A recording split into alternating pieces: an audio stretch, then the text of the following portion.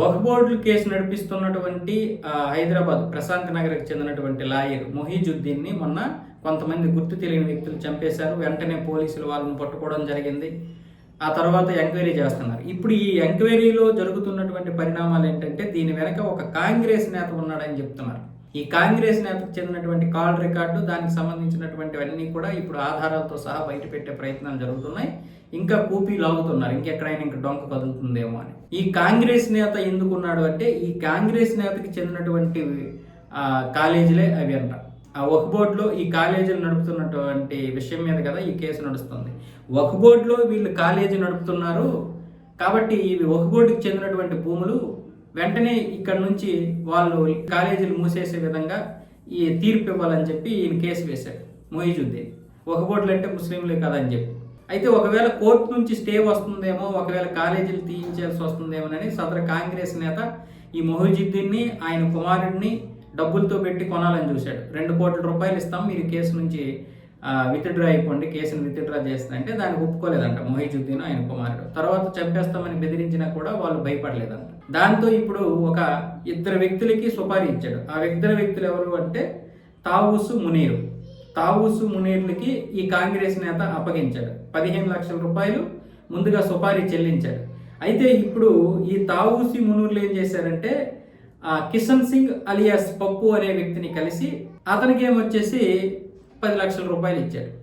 ఇప్పుడు ఈ కిషన్ సింగ్ అలియాస్ పప్పు ఏమొచ్చేసి అభిజిత్ అలియాస్ నాని అలాగే వినయ్ మణిదీపుల్ని కలిసి వాళ్ళకి కొంత అమౌంట్ ఇచ్చాడు.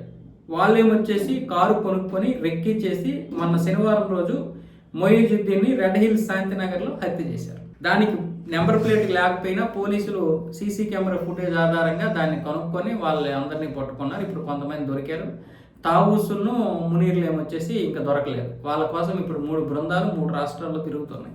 అసలు వాస్తవంగా వక్ఫ్ బోర్డు ఎవరిది మీరు చెప్పండి. వక్ఫ్ బోర్డు అనేది గవర్నమెంట్.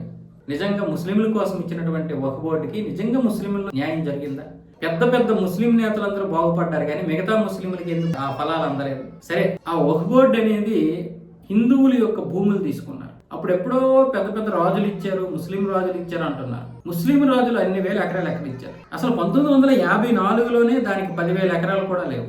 దానికి నెహ్రూ రకరకాల ప్రభుత్వ భూములను వీళ్ళకి అప్పచెప్పేసి 10,000 ఎకరాలతో ఒక వక్ఫ్ బోర్డుని ఏర్పాటు చేశారు. మరి 1954 నుంచి ఇప్పటి వరకు 9,40,000 ఎకరాలు ఎలా అయిపోయాయి? ఎక్కడి నుంచి భూములు వచ్చాయి? పోనీ ఇక్కడ బాగుపడింది ఎవరు? అందరూ ముస్లింస్ అంటే అది లేదు. పెద్ద పెద్ద బడా ముస్లింలే తప్ప ఈ పేద ముస్లింలు ఎవరికీ కూడా ఈ ఫలాలు అందలేదు. ఇందులో మళ్ళీ షియాలకు 15% అన్నారు. కానీ షియాలకు నిజంగా ఇచ్చారా?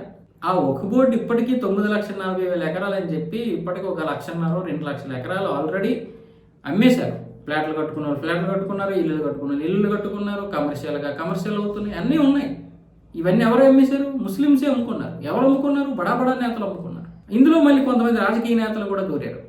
ఇప్పుడు ప్రభుత్వం ఎక్కడైనా సరే ఖాళీ ప్లేస్ ఉందనుకోండి, దానికి వక్ఫ్ బోర్డు అని పేరు చెప్పేసి ముడి పెట్టేసి దానికి అలా కబ్జా చేసేయడం. ఎవడైనా అడిగితే వాళ్ళకి ఎంత కొంత ఇచ్చేయడం. గట్టివాడు అడిగితే, మెత్తడు ఎవడు అడగడు, అడిగితే లేపు బయలుస్తారు. ఇప్పుడు దీని గురించి చెప్తుంటే నాకు కూడా ఫోన్లు వస్తాయి, నీకెందుకురా దీని గురించి అని చెప్పే వాళ్ళు, బెదిరించే వాళ్ళు కూడా ఉంటారు. కాబట్టి ఈ విషయంలో పెద్ద పెద్ద వాళ్ళే ఇన్వాల్వ్ అవుతారు తప్ప చిన్న వాళ్ళు ఇన్వాల్వ్ అవ్వరు. సో ఎవరైనా అడిగితే, ఒక రాజకీయ నాయకుడు ఇంకెవరైనా అడిగితే మూతుకట్టు కడతారు, అప్పటికే వినకపోతే చంపేస్తారు. సో ఆ విధంగా ఎన్నో ప్రభుత్వ భూములు ప్రభుత్వం ఇచ్చింది కాకుండా వీళ్ళు కబ్జాలు చేసి వక్ఫ్ బోర్డులో పడేసి ఆ తర్వాత దాన్ని కమర్షియల్గా క్యాష్ చేసుకున్నటువంటి పరిస్థితులు ఉన్నాయి వక్ఫ్ బోర్డులో.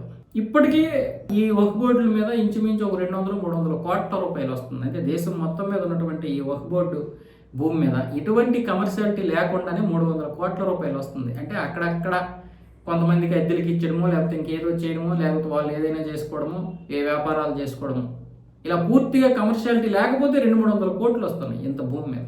మరి ఇలా 1,00,000-2 లక్షల ఎకరాలు వీళ్ళు కబ్జాలు చేసుకొని అమ్మేసుకున్నారు కదా. ఆ భూమి నుంచి ఎన్ని వేల కోట్లు వీళ్ళు పంచుకొని ఉంటారు. అందులో రాజకీయ నాయకులు ఇన్వాల్వ్ అయి ఉంటారు అన్ని దగ్గరలో కూడా.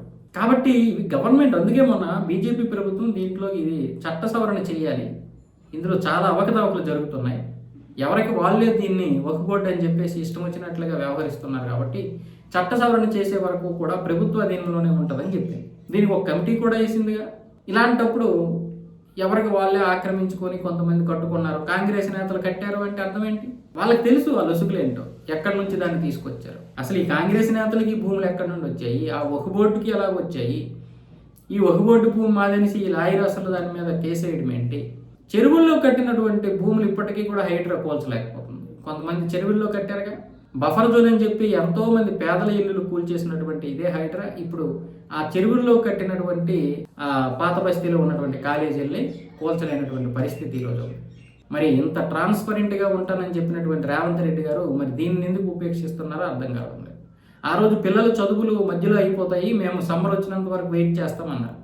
ఇప్పుడు 2 సమ్మర్లు పోనాయి, ఇది 3వ సమ్మర్ కదా. కానీ ఏంటి ఉపయోగం? ట్రాన్స్పరెంట్ అంటే అన్ని విషయాల్లో ఉండాలి. బడాబాబులకు ఒకలాగా, కింద ఉన్నటువంటి స్థాయి నేతలకు ఒకలాగా చేయకూడదు.